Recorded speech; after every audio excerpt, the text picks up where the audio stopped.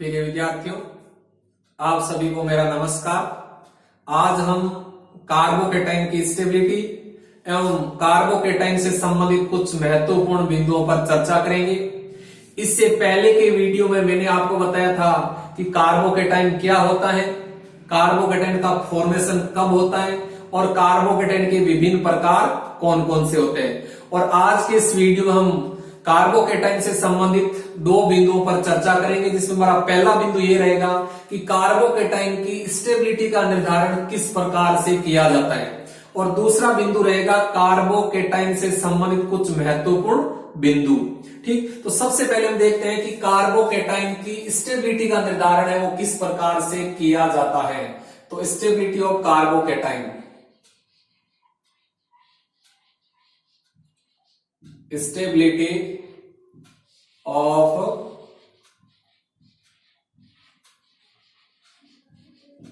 Carbocation. तो देखो, हम जानते हैं कि कार्बोकेटाइन कई प्रकार के होते हैं। अलग अलग कार्बोकेटाइन की स्टेबिलिटी अलग अलग होती है। कुछ कार्बोकेटाइन ऐसे होते हैं जिनकी स्टेबिलिटी बहुत ज्यादा होती है, और कुछ कार्बोकेटाइन ऐसे होते हैं जिनकी स्टेबिलिटी इतनी कम होती है कि वे रूम टेम्परेचर पर एग्जिस्ट ही नहीं करते हैं। तो इस प्रकार से अलग अलग कार्बोकेटाइन की स्टेबिलिटी अलग अलग होती है। तो अब हम ये देखेंगे कि कार्बोकेटाइन की स्टेबिलिटी का निर्धारण है वो किस प्रकार से होता है। तो हम जानते हैं कि एक उदासीन स्पीसीज है, वह उदासीन स्पीसीज एक आवेशित स्पीसीज की तुलना में सामान्यतया अधिक स्टेबल होती है। यानी एक न्यूट्रल स्पीसीज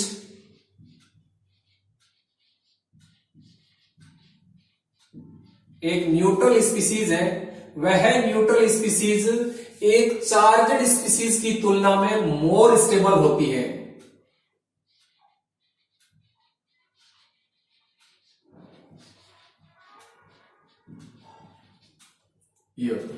ठीक, यानी कहने का अर्थ है कि एक धन आवेशित स्पीसीज अथवा एक ऋण आवेशित स्पीसीज की तुलना में सामान्यतया एक उदासीन स्पीसीज है वो अधिक स्थायी होती है, मोर स्टेबल होती है।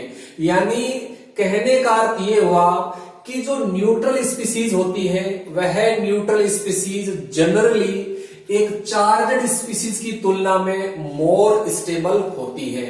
और हम जानते हैं कि कार्बोकेटाइन में कार्बन परमाणु पर धन आवेश होता है, अतः कार्बोकेटाइन में उपस्थित धन आवेशित कार्बन परमाणु पर जैसे जैसे धन आवेश की मात्रा घटेगी वैसे वैसे कार्बोकेटाइन की स्टेबिलिटी बढ़ेगी। तो बहुत ही महत्वपूर्ण बात है, ध्यान रखना। यानी कार्बोकेटाइन में उपस्थित धन आवेशित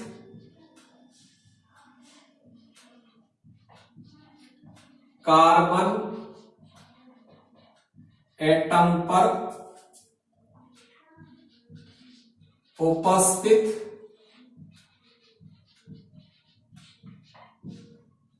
धन आवेश की मात्रा, धन आवेश की मात्रा जैसे जैसे घटेगी कार्बोकेटाइन की स्टेबिलिटी बढ़ेगी।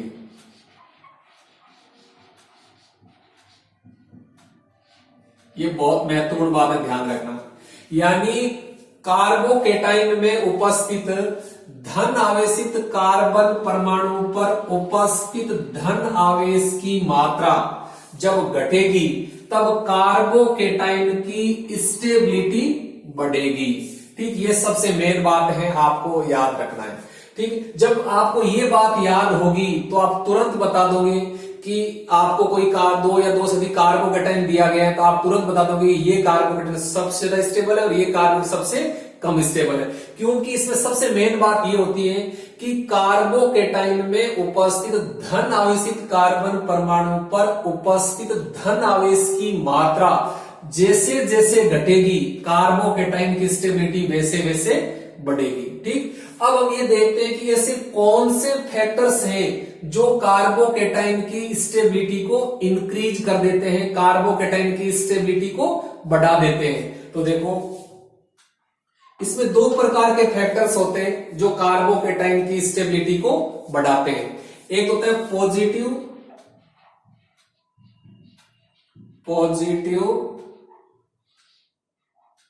इलेक्ट्रॉनिक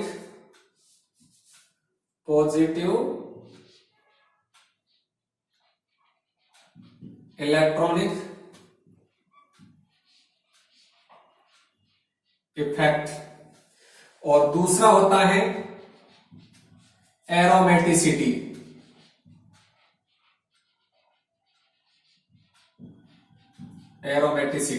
ये जो दो प्रकार के फैक्टर्स हैं, एक तो पॉजिटिव इलेक्ट्रॉनिक इफेक्ट और दूसरा है एरोमेटिसिटी। ये दोनों प्रकार के फैक्टर्स कार्बोकेटाइन की स्टेबिलिटी को बढ़ा देते हैं, यानी पॉजिटिव इलेक्ट्रॉनिक इफेक्ट और एरोमेटिसिटी। तो ये दोनों क्या करते हैं, ये दोनों प्रकार के फैक्टर्स कार्बोकेटाइन की स्टेबिलिटी को बढ़ा देते हैं, स्टेबिलिटी को इंक्रीज कर देते हैं। तो ये बात अच्छी तरह से याद रखना, पॉजिटिव इलेक्ट्रॉनिक इफेक्ट और एरोमेटिसिटी ये दोनों कार्बोकेटाइन की स्टेबिलिटी को बढ़ा देते हैं। अब देखो पॉजिटिव इलेक्ट्रॉनिक इफेक्ट कौन कौन से होते हैं। तो इसमें एक होता है पॉजिटिव इंडक्टिव इफेक्ट, जिसको हम हिंदी में कहते हैं धनात्मक प्रेरणिक प्रभाव, और शॉर्ट में हम लिखते हैं प्लस आई इफेक्ट।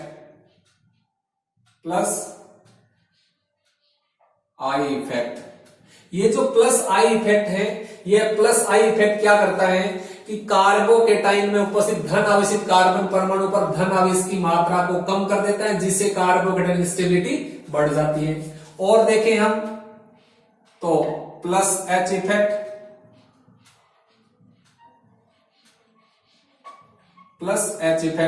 यहां एच का अर्थ होता है हाइपर कंजुगेशन, यानी अति संयुग्मन। पॉजिटिव हाइपर कंजुगेशन है, वो भी कार्बोकेटाइन की स्टेबिलिटी को बढ़ा देते हैं। और देखें हम तो प्लस आर इफेक्ट,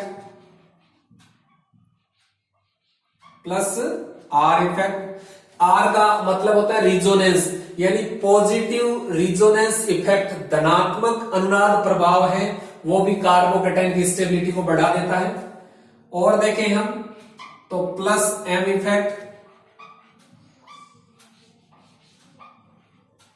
एम का मतलब होता है मीजोमेरिक इफेक्ट, यानी पॉजिटिव मीजोमेरिक इफेक्ट भी कार्बोकेटाइन की स्टेबिलिटी को बढ़ा देते हैं। तो यहां मैंने आपको पॉजिटिव इलेक्ट्रॉनिक इफेक्ट बताए हैं चार प्रकार के, plus I effect, plus H effect, plus are effect और प्लस एम इफेक्ट। ये सभी पॉजिटिव इलेक्ट्रॉनिक इफेक्ट कार्बोकेटाइन में उपस्थित धन आवेशित कार्बन परमाणु पर धन आवेश की मात्रा को कम करके कार्बोकेटाइन की स्टेबिलिटी को बढ़ा देते हैं।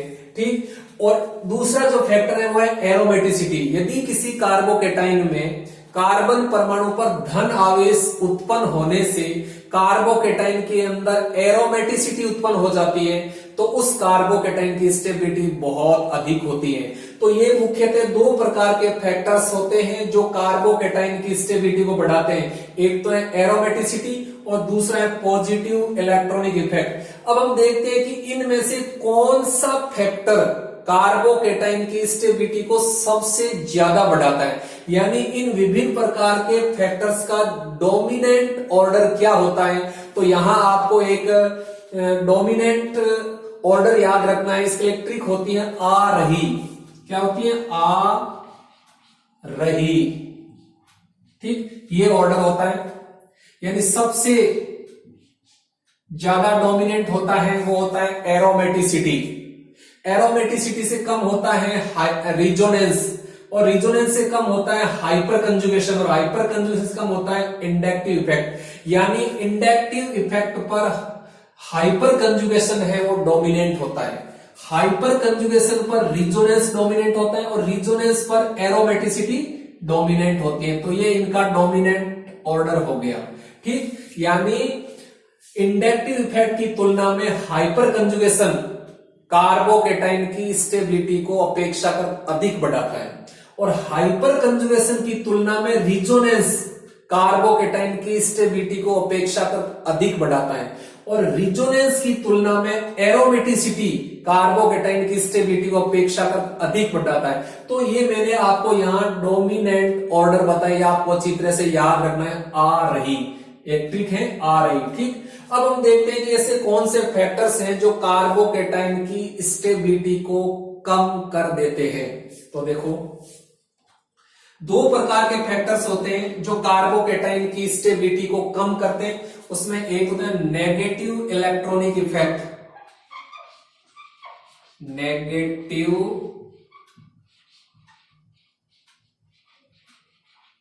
Electronic effect, negative electronic effect, और दूसरा फैक्टर है वो है anti aromaticity, anti aromaticity, anti aromaticity और नेगेटिव इलेक्ट्रॉनिक इफेक्ट, ये दोनों क्या करते हैं, कार्बोकेटाइन की स्टेबिलिटी को कम कर देते हैं, कार्बोकेटाइन की स्टेबिलिटी को डिक्रीज कर देते हैं, कम कर देते हैं, ठीक। अब देखो नेगेटिव इलेक्ट्रॉनिक इफेक्ट कौन कौन से होते हैं। तो देखो, नेगेटिव इलेक्ट्रॉनिक इफेक्ट होता है, एक तो होता है माइनस आई इफेक्ट, यानी नेगेटिव इंडक्टिव इफेक्ट, यानी ऋणात्मक प्रेरणिक प्रभाव। एक होता है माइनस एच इफेक्ट, एक होता है माइनस आर इफेक्ट, और एक होता है माइनस एम इफेक्ट, ठीक। तो ये नेगेटिव इलेक्ट्रॉनिक इफेक्ट है minus I effect, minus H effect, minus are effect और माइनस एम इफेक्ट। ये क्या करते हैं, ये सभी इफेक्ट कार्बोकेटाइन में उपस्थित धन आवेशित कार्बन परमाणु पर धन आवेश की मात्रा को बढ़ा देते हैं, क्योंकि ये क्या करते हैं, इलेक्ट्रॉनों को अपनी ओर आकर्षित करते हैं, और इलेक्ट्रॉनों को अपनी ओर आकर्षित करके कार्बन परमाणु पर धन आवेश की मात्रा को बढ़ा देते हैं। और जब कार्बन परमाणु पर धन आवेश की मात्रा बढ़ जाती है तो स्टेबिलिटी कम हो जाती है। और दूसरा जो फैक्टर है वो एंटी एरोमेटिसिटी। यदि किसी कार्बोकेटाइन में कार्बन परमाणु पर धन आवेश उत्पन्न होने से उसके अंदर एंटी एरोमेटिसिटी उत्पन्न हो जाती है, तो उस कंडीशन में उस कार्बोकेटाइन की स्टेबिलिटी बहुत कम हो जाती है। तो ये दो प्रकार के फैक्टर्स, यानी नेगेटिव इलेक्ट्रॉनिक इफेक्ट और एंटी एरोमेटिसिटी, ये क्या करते हैं, कार्बोकेटाइन की स्टेबिलिटी को कम कर देते हैं। अब हम एक जनरल स्टेबिलिटी ऑर्डर देखते हैं जो कार्बोकेटाइन के लिए होता है। तो देखो,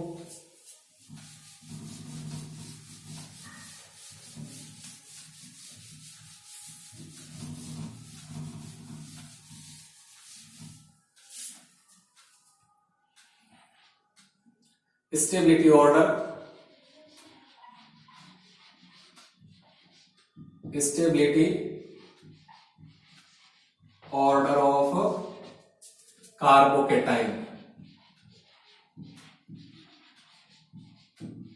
कार्बोकेटाइन। तो अब देखो, जो विभिन्न प्रकार के कार्बोकेटाइन हैं, इनके लिए एक जनरल स्टेबिलिटी ऑर्डर होता है, वो होता है, देखो, बेंजिलिक कार्बोकेटाइन, यानी बेंजिल, बेंजिल कार्बोकेटाइन की स्टेबिलिटी सबसे अधिक होती है।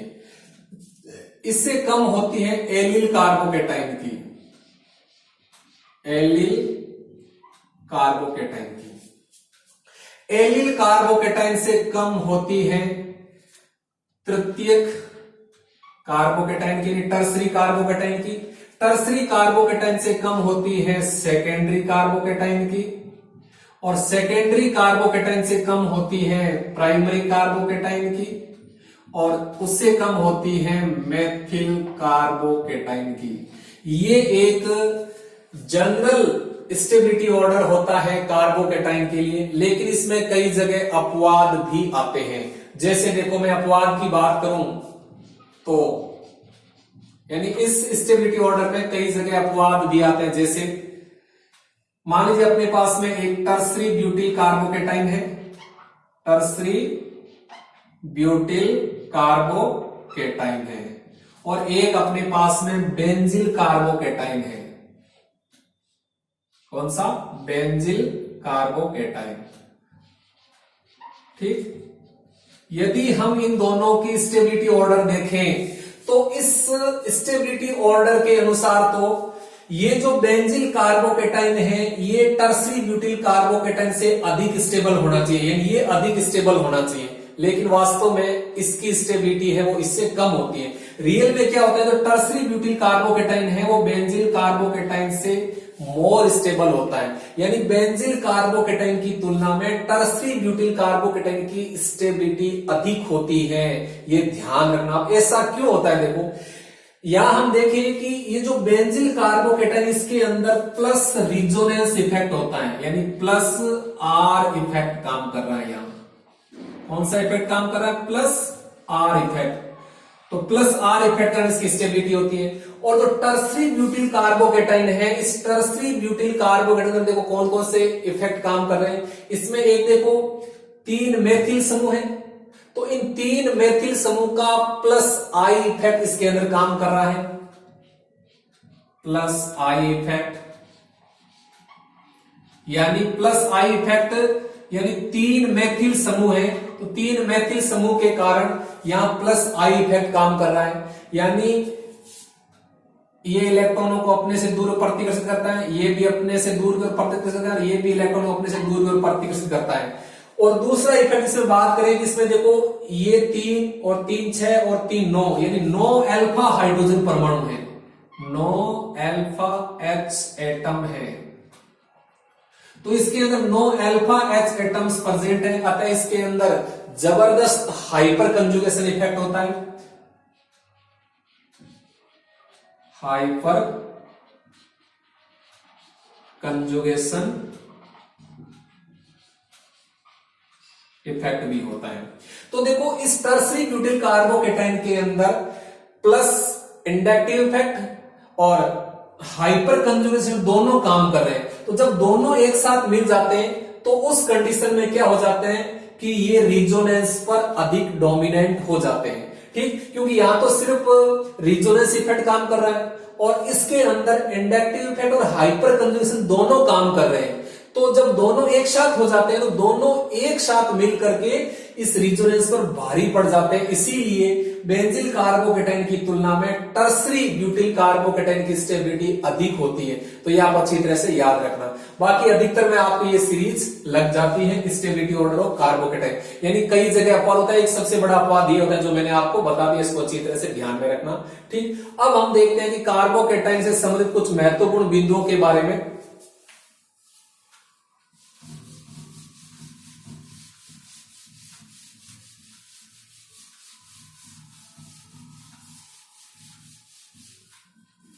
Features of कार्बोकेटाइन्स।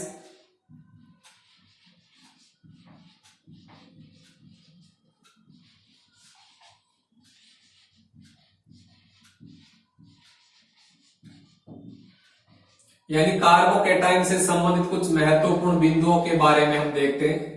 तो मैंने आपको सबसे पहले यह बताया था कि कार्बोकेटाइन क्या होता है। तो कार्बोकेटाइन एक ऑर्गेनिक रिएक्शन इंटरमीडिएट होता है, एक ऑर्गेनिक रिएक्शन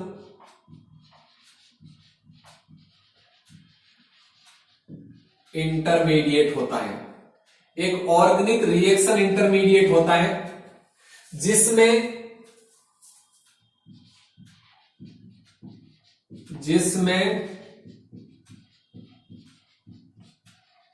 त्रिसंयोजी एवं धन आवेशित कार्बन एटम के संयोजकता कोष में 6 इलेक्ट्रॉन पाए जाते हैं। ठीक, यानी कार्बोकेटाइन एक ऑर्गेनिक रिएक्शन इंटरमीडिएट होता है जिसमें त्रिसंयोजी एवं धन आवेशित कार्बन परमाणु के संयोजकता कोष में 6 इलेक्ट्रॉन पाए जाते हैं। दूसरा बिंदु हम ये ले सकते हैं कि यहां जो धन आवेशित कार्बन परमाणु होता है, धन आवेशित कार्बन परमाणु के संयोजकता कोष में 6 इलेक्ट्रॉन है, अतः यह कार्बन परमाणु का अष्टक पूर्ण नहीं है। तो कार्बन परमाणु में इलेक्ट्रॉन ग्रहण करने की प्रवृत्ति पाई जाती है, अर्थात कार्बोकेटाइन एक इलेक्ट्रॉन न्यून स्पीसीज है, इलेक्ट्रॉन डेफिशिएंट।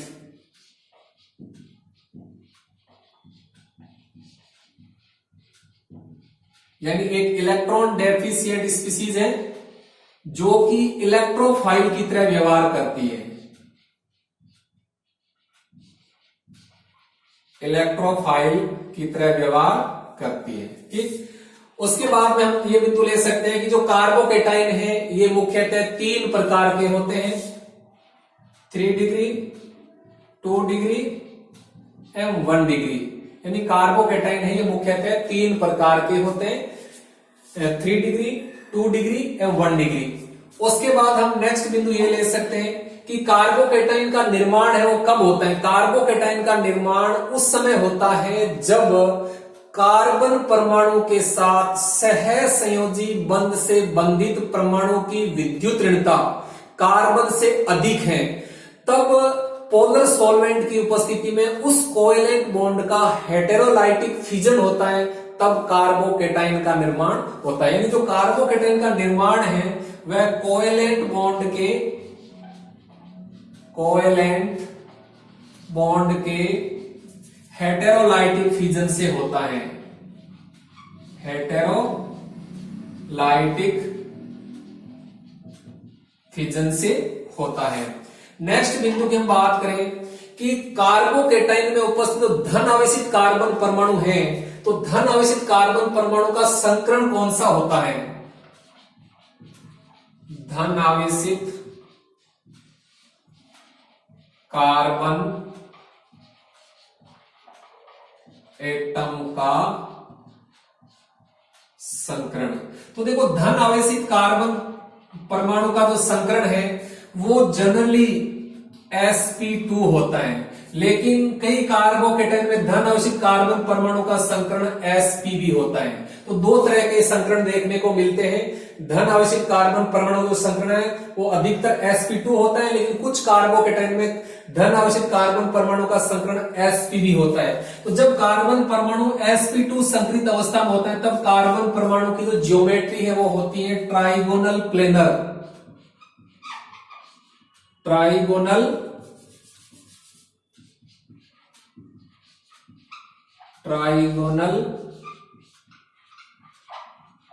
प्लेनर। और जब कार्बन sp संकरित अवस्था में होता है तब कार्बन परमाणु की ज्योमेट्री होती है लीनियर। कौन सी होती है? लीनियर। तो कार्बोकेटाइन में उपस्थित कार्बन परमाणु में 2 तरह का संकरण पाया जाता है, sp2 और sp। जब sp संकरण होता है तब ज्योमेट्री होती है ट्राइगोनल प्लेनर, और जब sp संकरण तब ज्योमेट्री होती है लीनियर। तो इस प्रकार से हमने ये कार्बोकेटाइन से कुछ महत्वपूर्ण बिंदु यहां देखे। और हम देखें आगे कि कुछ कार्बोकेटाइन ऐसे होते हैं जो बहुत ज्यादा स्टेबल होते हैं। तो देखो most stable carbocation, most stable carbocations, यानी कुछ कार्बोकेटाइन ऐसे होते हैं जो बहुत ज्यादा स्टेबल होते हैं। तो मोस्ट स्टेबल कार्बोकेटाइन कौन कौन से होते हैं? देखो इसमें सबसे महत्वपूर्ण होता है ट्राइफेनिल कार्बोकेटाइन, ट्राइफेनिल कार्बोकेटाइन। उसके बाद में डाइफेनिल कार्बोकेटाइन, डाइफेनिल कार्बोकेटाइन। उसके बाद में tertiary butyl carbocation, tertiary butyl carbocation. उसके बाद में बेंजील कार्बोकेटाइन। उसके बाद में एलिल कार्बोकेटाइन।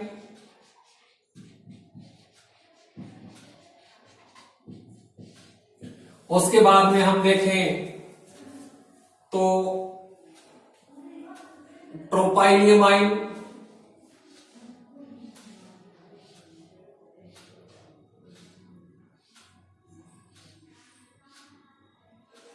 ट्रोपाइलियमाइन, उसके बाद में साइक्लोप्रोपिनिल कैटाइन,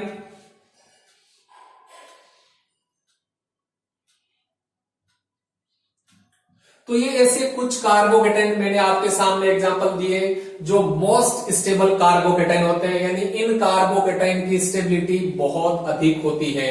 ठीक, इसके अलावा और भी मोस्ट स्टेबल कार्बोकेटाइन होते हैं एटीसी। अब हम देखते हैं कि मोस्ट अनस्टेबल कार्बोकेटाइन, ऐसे कौन से कार्बोकेटाइन है जिनकी स्टेबिलिटी बहुत कम होती है और स्टेबिलिटी इतनी कम होती है कि वे रूम टेम्परेचर पर एग्जिस्ट ही नहीं करते हैं। तो मोस्ट अनस्टेबल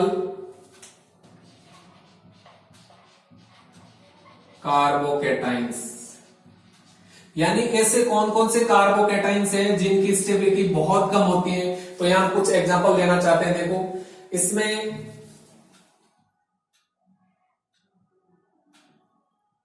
Cl3C पॉजिटिव, ये कार्बोकेटाइन। और एग्जांपल ले हम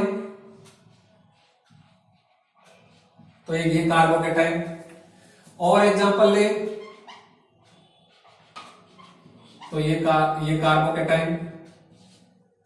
और एग्जांपल ले यदि हम मोस्ट अनस्टेबल कार्बोकेटाइन का, तो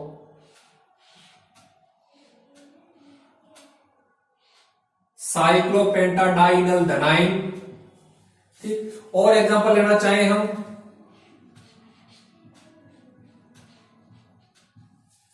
और एग्जांपल देखें हम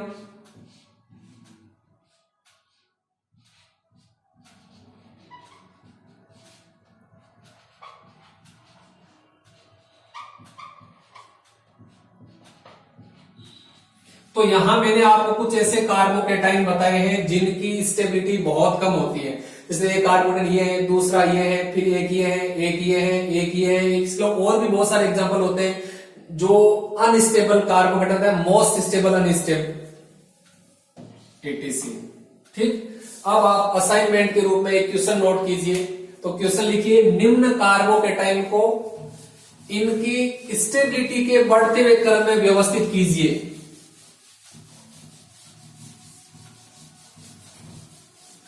निम्न कार्बोकेटाइन को इनकी स्टेबिलिटी के बढ़ते हुए क्रम में व्यवस्थित कीजिए। तो लिखिए आप,